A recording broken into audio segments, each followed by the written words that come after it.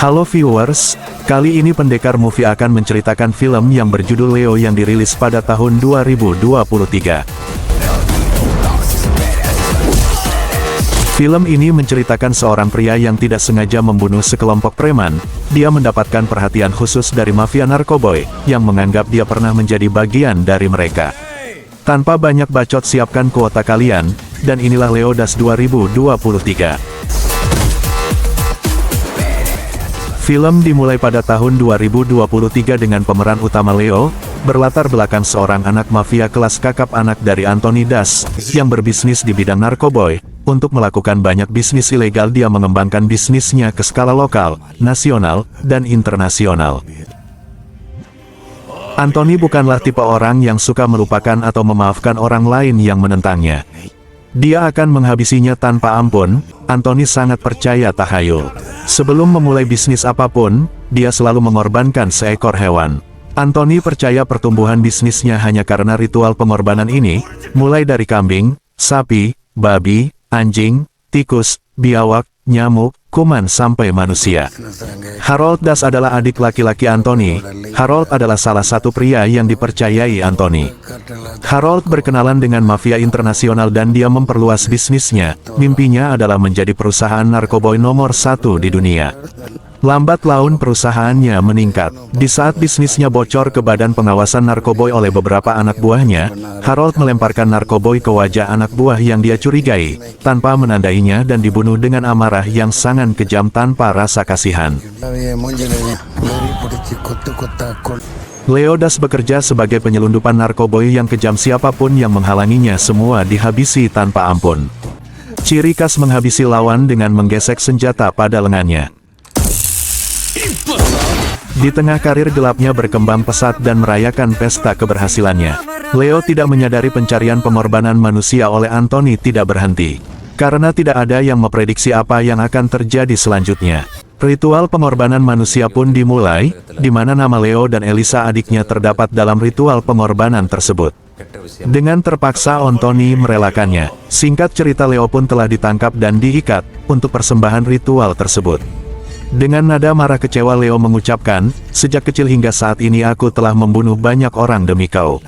Aku menganggap kata-katamu sebagai Injil dan membunuh temanku juga.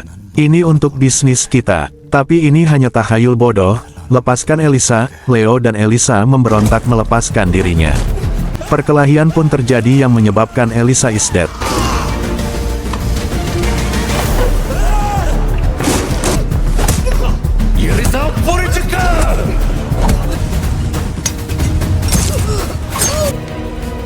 Dua 20 tahun kemudian, diperlihatkan salah satu keluarga sedang disandra oleh penjahat kelas tri, yang akhirnya pria tersebut dicoblos alias dibunuh.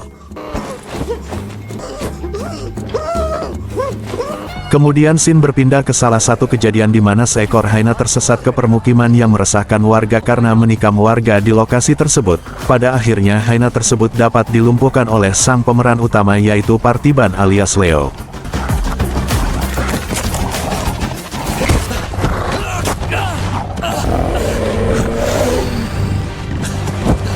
Hyena tersebut pun diadopsi oleh Parthiban. Di kehidupan baru, Leo menggantikan namanya menjadi Parthiban, untuk menghilangkan jejaknya sebagai mantan mafia kelas kakap. Sekarang dia hidup dengan keluarga kecil, mempunyai 2 orang anak, bekerja sebagai penyelamat hewan dan membuka kedai kopi di lokasi tempat tinggalnya. Kehidupan Parthiban berjalan harmonis dengan keluarganya. Scene beralih ke 4 preman yang sedang mencari mangsa untuk dirampok. Setelah menunggu lama, mangsa pun telah mereka dapatkan dengan cara melemparkan batu ke mobil korban. Alhasil korban pun hilang kendali dan menabrak lereng bukit. Preman tersebut pun meminta uang, emas London, sertifikat tanah, PIN ATM, dan PIN dana. Dengan nada sok kasar dan tegas. Keesokan paginya, Parthiban sedang berada di kantor polisi hutan tempat temannya, dan dia baru menyadari dokter hewan telah mati, dibunuh oleh perampok semalam. Parthiban tidak menyadari bahwasannya disinilah mulai kedatangan permasalahannya. Malam pun tiba, terlihat perampok yang biasa berkeliaran sedang menunggu mangsa berikutnya. Tanpa disengaja pria sok keras pun masuk ke dalam kedai kopi yang sudah tutup milik Partiban. Pria tersebut meminta kopi coklat, tapi gak pakai gula, sekalian password wifi. Partiban pun memberitahu bahwasanya tokonya sudah tutup. Seperti biasa, pria sok keras berulang kali meminta kopi coklat, kopi coklat, kopi coklat. Chocolate coffee. Closed, brother. Chocolate coffee. Alhasil pria tersebut menyandera salah satu pelayan yang ingin pulang. Partiban memberi dia uang agar pria tersebut melepaskan wanita itu. Tetap saja dia meminta kopi coklat. Partiban pun mengiyakannya. Mungkin dia belum tahu siapa yang dia hadapi. Dasar bodoh, sudah dikasih jantung malah minta mati. Teman pria tersebut pun masuk ke toko Partiban untuk menghapus bukti perampokan yang terekam oleh CCTV. Kesabaran Partiban pun habis, sampai preman tersebut tewas dihajar olehnya.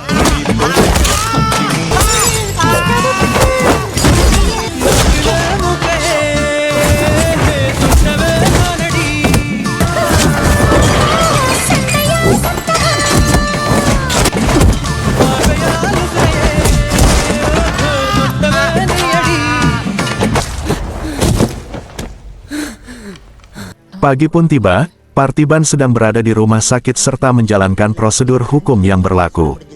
Alhasil dia terbukti tidak bersalah karena membela diri. Setelah kejadian tersebut, namanya menjadi trending topik di berbagai televisi, sampai sang ayah Anthony mengetahui Leo masih hidup. Setelah kejadian tersebut, Partiban sering diteror oleh perampok yang ia bunuh.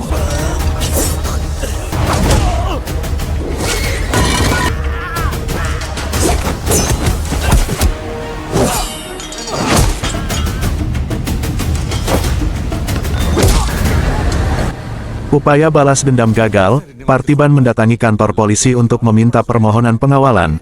Alhasil permohonannya pun disetujui.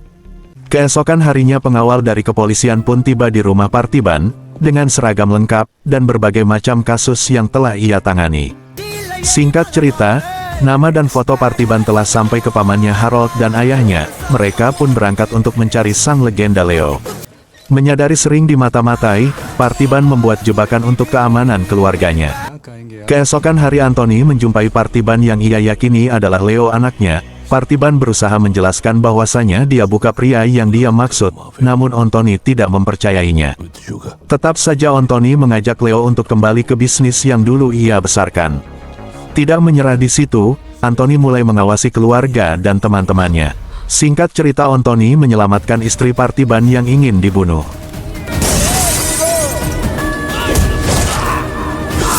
Dengan menyelamatkan istrinya, ia berniat jahat terhadap keluarga Partiban, agar Partiban mengakui bahwasannya dia adalah Leodas, anak dari Anthony.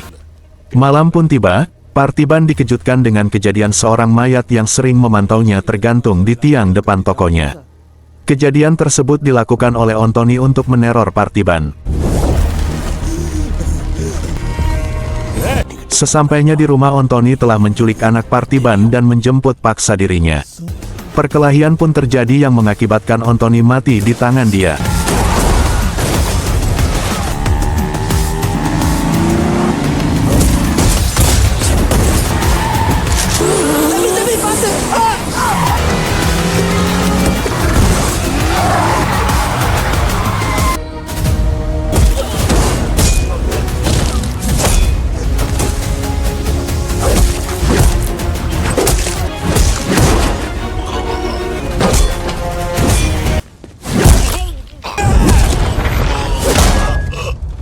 Harlord pun mendapatkan informasi dari anak buahnya, bahwasanya Anthony sudah mati, dia akan membawa anak Partiban kepadanya.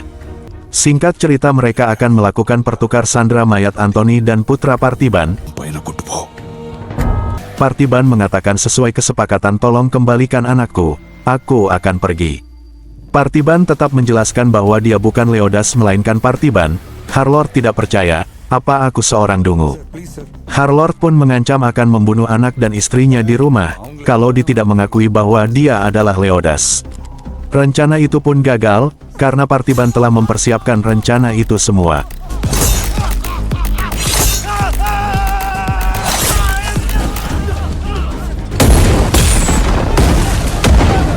Amarah Harlord pun memuncak, yang menyebabkan perkelahian antara anak buah Harlord versus Partiban.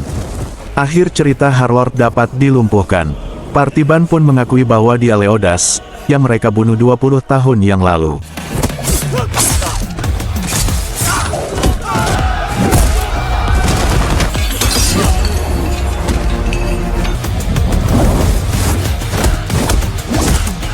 பண்ணிட்டேன்